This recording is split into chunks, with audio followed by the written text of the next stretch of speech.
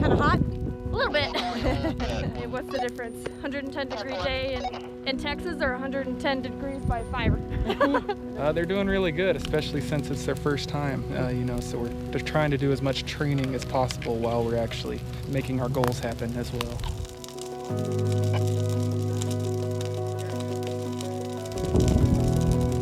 These students are learning how to conduct a prescribed fire while helping to enhance the habitat for wildlife on the Seven Oaks Ranch.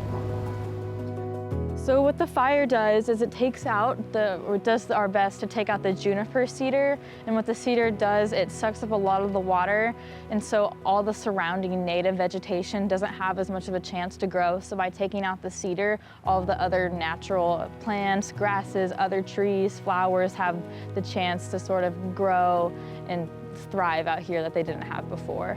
This is my home. I grew up in this region. I grew up on a ranch not too far from here, and anything that deals with habitat restoration in the area it's more of an impact because it is my home. Really cool to see plants that I haven't seen in about 10 years start growing back up again. I'll literally stop on the side of the road and be like, hey, look, there's a side oats grama or blue grama.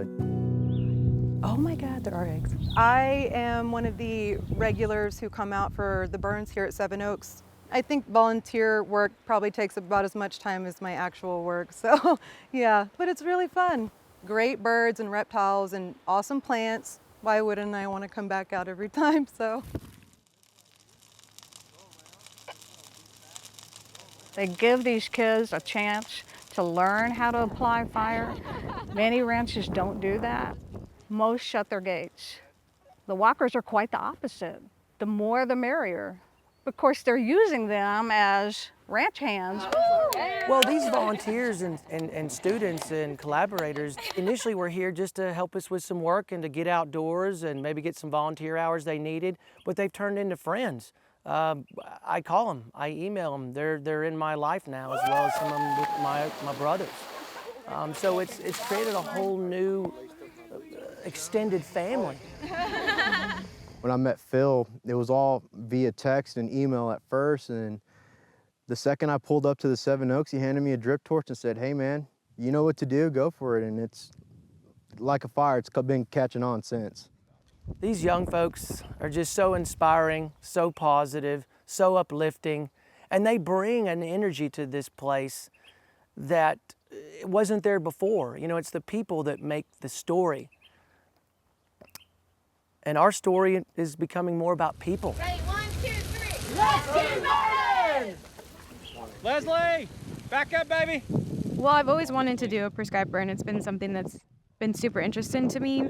Done a lot of research on them. I've done projects on them. So I've always wanted to get the opportunity. So as soon as it came, I grabbed it. Oh, I learned so much, more than I thought, more than everybody thought. We're training a whole new class of new conservation professionals, and without properties for them to learn on, how are they supposed to know how to apply those practices? Go ahead. Many of them learning for the first time how to handle a drip torch. Many of them learning for the first time how fire moves, so they learn a lot about fire behavior, and they have fun doing it. Perfect big smudge on your face. It looks awesome. Several experts, as well as the volunteer fire department, are on hand to keep the fire in control. So I think controlled burns are great prescribed burns. It definitely helps us as firefighters during the grass season when everything dries out. We get some dry lightning or something like that. Everything sparks off. It gives us some fire breaks that are already in place or less vegetation, makes it a little easier to fight. And definitely keeps man hours down on fighting fire. Education goes beyond fire training on the ranch. The Walkers built a tower with an observation deck to study the stars at night. Devils River State Natural Area is there. Big Bend Ranch is over that direction, and we're situated in the middle, and it's got the least amount of light pollution in almost all of America. And they've taken conservation education to the internet. Yeah, we've started these educational short YouTube videos. We have our own YouTube channel, Seven Oaks Conservation, and we just do short little fun educational videos that hopefully make a difference. Hey guys, so we just happened to be traveling around the ranch checking for tanks without wildlife rescue ramps. This has never happened before. So we got to this tank, which is very low on water, There's no wildlife ramp in it, and we look inside the tank, and look what's down there. Look at that. So we just put this ramp in here, and we're hoping that he's gonna use it after we're gone. I sure hope he does. So it's important, wildlife rescue ramps in stock tanks.